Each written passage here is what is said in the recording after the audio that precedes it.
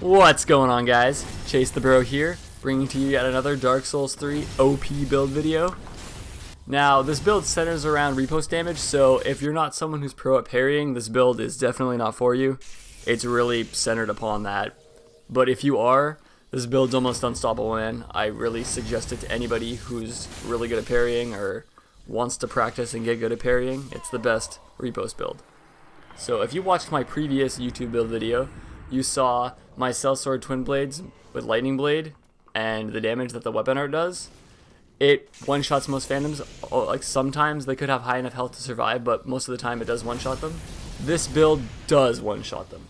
I have not fought one phantom that has survived my riposte. It does like almost 1300 damage to no matter who I do it to. Right here, if you watch, pay close attention to the numbers. And this is the host. It does 1300 damage. It almost kills the host instantly. I just have to chase him down and R1 him, and it's pretty much over. And the sword itself does high damage. I think it does like 500 to 600 when buffed, and it's a friggin' rapier. You just R1, it just pokes. It's insane. Now, there are a few weaknesses to this that I want to point out. If you're parry fishing constantly, people are not going to do attacks that can be parried. They'll be very wary of that. They'll try to just R1 you with ultra great swords or just do attacks that are unparryable. So I also threw on Emit Force, just because you can use it to troll. It's an invasion build, right? You want to use it to kill the host. So in any way possible, you want to finish them off. Also, you need to get really good at parrying. I use the Castus, I'm not sure what it's actually called, but I use that, and I'm not the best with it. It took me a long time to get used to the timing of the parry. So I just think it looks less parry-ish. If you're holding a parry shield like the target shield or the buckler, people are going to be less likely to R1 you with a one-handed weapon or a straight sword. But when you're using the Castus, they don't think for some reason that you're great at parrying. I don't know why, but it's faster. You have to do it a little bit early, and I think it has more parry frames, because I noticed that when I parry it lasts a really long time, and I'll still get the parry off even if they hit me at the end of my parry. Also, you can go for backstabs as well. This build is purely for crit damage. The crow quills that I'm using have 130 or 140 crit. I'll see at the end. I'm going to show you the build. I honestly just don't remember off by heart. But yeah, just go for the riposte.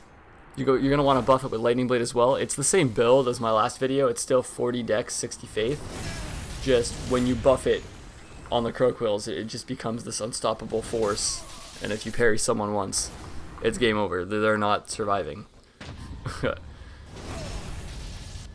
I know it's a bit cheap. It does feel a bit cheap, but I mean, Dark Souls is all about the cheap. You want to go for the hardest hitting build you can do, right? So any creation you come up with, you gotta throw it there. I noticed it's also great for gank spanking, because even if there's 3 people chasing you, 2 people chasing you, if you get a parry off, you're invincible in that one moment where you parry and you attack, so you can finish them off, and the other guy's not gonna be able to hit you. It's great for fighting multiple enemies, as long as, like I said, you get good at parrying. Get good, but yeah, it is hard. It took me a long time to do it, but once you have it down, this build is pretty unstoppable. And you will get a ton of hate mail. You will get infinite amount of hate mail, because who wants to be one shot, right? It's not really fair. But I mean, like I said, you gotta do what you gotta do. And I'm definitely gonna show you the stats. I'll do that right after this part. Enjoy.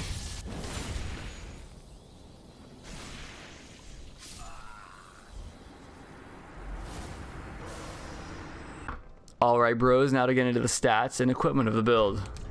The first thing I want to tell you is that when you're using the crow quills, you're going to want to infuse them with a sharp gem. Doing so ups the scaling and the dexterity, and that's all you really have. You have no strength, all your damage is coming from dexterity, so you're going to want to do that. If you do so, your base damage will be 388, but when you buff it with Lightning Blade, it'll skyrocket your damage to 623. Now that's a huge buff. And it's a rapier, so it's insane that it's doing 623.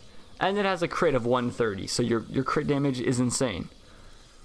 Next, whatever parrying shield you're using, you're going to want to infuse with a simple gem. Doing so has no negative effects on your shield, so I don't see why not. It slowly rebuilds your mana. That's an insane bonus. I do it to all my parrying shields. I suggest you do so as well. As for the chime, you're going to want to use the Yorska's chime. It has the highest spell buff, and that's where the damage from Lightning Blade comes from. So definitely use Yorska's chime. And as for the armor that you're wearing, you can wear whatever you want as long as you're under 70%. Never go above that. You always want to be able to roll. And try to keep your slash absorption pretty high. So whatever you can wear that looks cool and also has decent slash absorption, I suggest you do so. Mine's 23. It's fairly good. It's not the best, but yeah. As for the rings, you're going to need the Lingering Dragon Crest ring +2 because it extends the length of Lightning Blade, and that's the source of your power. So you definitely need that. You're going to want to use the Hornet ring because you're literally going for critical attacks the whole time you're fighting. It will one-shot everybody. That's what you're going for. The Ring of Favor +2 increases your health, stamina, and equip load, so it's a staple to me. It does a lot. It's a great ring. And as for my 4th ring, I use the Life ring +3 because I like having a pretty decent health pool. So, as for the stats, you're going to automatically need 60 Faith. That increases the spell buff of your chime, and that's where the damage from Lightning Blade comes from. So you need the 60 Faith. And you're going to want your dexterity to get to 40 because that's where it's soft caps, and that's where the damage from your crow quills comes from. So you need the 40 dexterity. You only need a minimum of 9 strength for the crow quills, but the 10 strength allows you to use the cell swords. So I'd say put 10 in, that way you can switch between the 2 different types of builds with the same build stats. And the rest of points you're going to put into vigor and endurance. I can handle having 20 stamina. I don't know if that's too small for you. You can add more out of your health from that if you'd prefer to, but I can handle it. And the build you're going to want to start with is the Mercenary. It starts with 12 attunement, and in my opinion, it's worth it to add the 2 more to have a second spell slot. It's up to you. You could throw those other 2 points into health or endurance. You don't need the second spell slot. You only need the Lightning Blade buff, but to me, it's worth it to have a second spell and a little bit more mana. But yeah, that's the build, guys.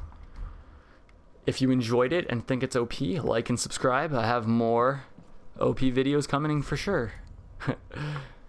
Have a great day, bros. See you around.